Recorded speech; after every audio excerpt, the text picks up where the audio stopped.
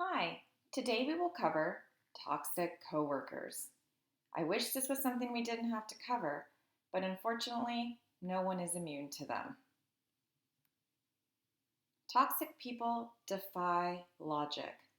Some are blissfully unaware of the negative impact that they have on those around them, and others seem to derive extreme satisfaction from creating chaos and pushing other people's buttons.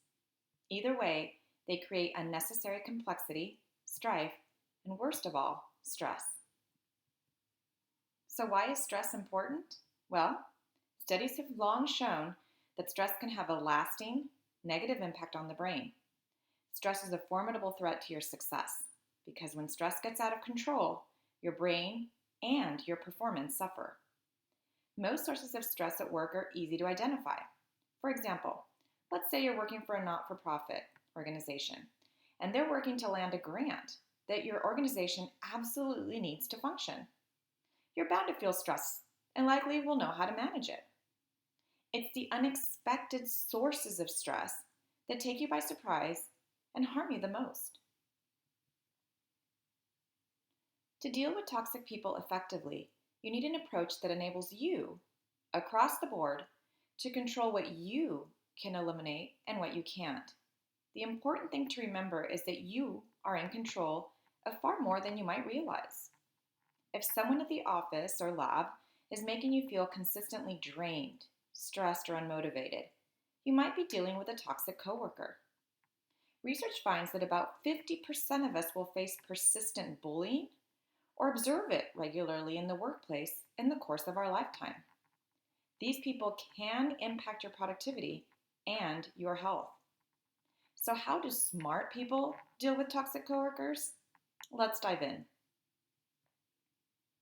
First, they set limits, especially with complainers. Complainers and negative people are bad news because they wallow in their problems and fail to focus on solutions. They want people to join their pity party so that they can feel better about themselves, or just simply to complain.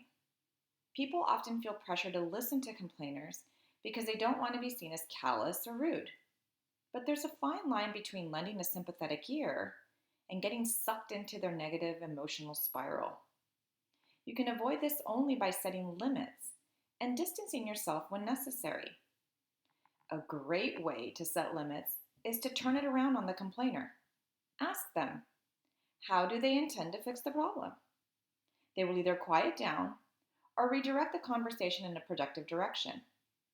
And maybe next time they have a complaint, they'll go elsewhere, for the commiseration instead. Second, they rise above it. A good mental strategy is to practice emotional detachment. The more irrational and off base someone is, the easier it should be for you to remove yourself from their ploys. Distance yourself from them emotionally and approach your interactions like they're a science project. In other words, only respond to the facts, not their mess, their chaos, or the fire that they're currently in. If a bad apple at work is unkind to you, chances are they're mean to others too. Realizing this will help you avoid blaming yourself for their actions. Third, they stay aware of their emotions. You can't stop someone from pushing your buttons if you don't recognize when it's happening. Sometimes you'll find yourself in situations where you'll need to regroup and choose the best way forward. This is fine, and you shouldn't be afraid to buy yourself some time to do so. Think of it this way. If a mentally unstable person approaches you on the street and tells you aliens have landed next door, you're unlikely to set them straight, right? So when you find yourself with a coworker who is engaged in similarly derailed thinking, sometimes it's best to just smile and nod. If you're going to have to straighten them out, it's better to give yourself some time to plan the best way to go about doing this. In other words, don't react in the moment. Fourth, they establish boundaries. This is the area where most people tend to sell themselves short. They feel like because they work or live with someone, I hope you're starting to recognize that these tips can apply to those that you are around and those you love. So again, if if they feel like because they work or live with someone or are around someone, they have no way to control their chaos. This couldn't be further from the truth. Once you've found your way to rise above a person, you'll begin to find their behavior more predictable and easier to understand. This will equip you to think rationally about when and where you have to put up with them and when you don't. For example, even if you work with someone closely in a lab, that doesn't mean that you need to have the same level of one-on-one interaction with them that you might have with other lab members. You can establish a boundary, but you'll have to do so consciously and proactively. If you let things happen naturally, you're bound to find yourself constantly embroiled in difficult conversations with this person. If you set boundaries and decide when and where you'll engage a difficult person, you can control much of the mess. The only trick is to stick to your guns and keep boundaries in place when the person tries to encroach upon the boundaries that you've set, which they will try to do. A toxic coworker can leave you feeling down for hours or even days after they do something. To prevent that, imagine a wall between you and the person and tell yourself, I can't take this personally. In addition, it's also really helpful to try to surround yourself with friendlier people at the office or the lab and avoid being physically near the toxic coworker. Fifth, they don't let anyone limit their joy. When your sense of pleasure and satisfaction are derived from the opinions of other people, you are no longer the master of your own happiness. When emotionally intelligent people feel good about something that they've done, they won't let anyone else's opinions or snide remarks take that away from them. While it's impossible to turn off your reactions to what others think of you, you don't have to compare yourself to others, and you can always take people's opinions with a grain of salt. That way, no matter what toxic people are thinking or doing, your self-worth comes from within and from your own accomplishments. Regardless of what people think of you at any particular moment, one thing is certain. You're never as good or as bad as they say you are. 6, they don't focus on problems, only solutions. Where you focus your attention determines your emotional state. When you fixate on the problems you're facing, you create and prolong negative emotions and stress.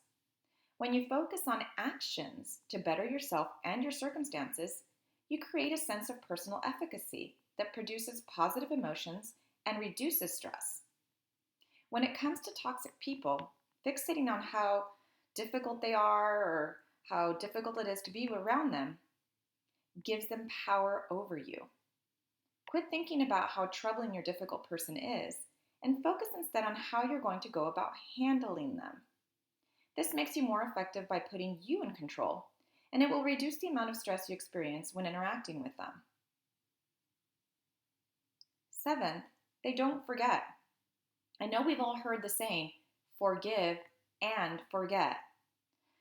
Well, emotionally intelligent people are quick to forgive, but that doesn't mean that they forget. Forgiveness requires letting go of what's happened so that you can move on. That's great.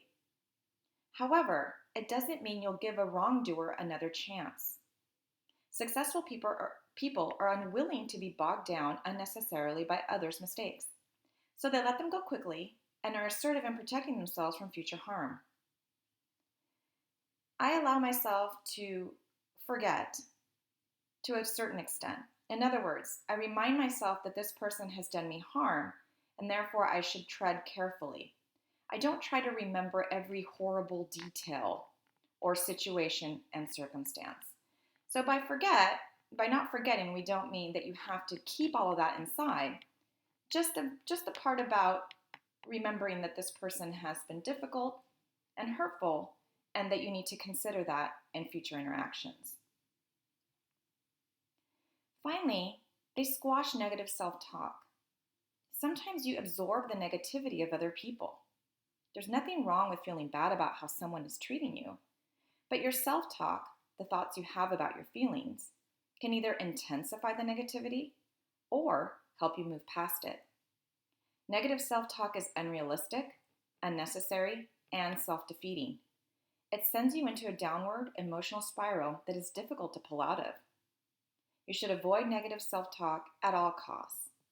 You can tell yourself things like, I'm not seeing things, or I'm not a bad person, or I'm not imagining things, or this is how this person is, and there's not much I can do about how they are, etc. Some toxic coworkers are just looking for a fight. If you can ignore their rudeness and continue to work despite their aggression, try to do so. However, it is important to know that there are certain cases where mental strategies alone aren't enough. If a coworker or someone you're near is preventing you from doing your work, creating an unsafe environment, or harassing you, you need to move forward with more assistance than your own mental strategies. At work, you may want to discuss it with your boss or HR manager, and in your personal life, you may want to discuss it with a loved one, family member, or friend. Having a strong mental attitude, in addition to taking any other necessary action, will help you feel happier and more productive. Practicing the fine art of not caring about people who mistreat you can really save your sanity, shield your physical health, and keep you from hurting the people you love. Thank you. Until next time.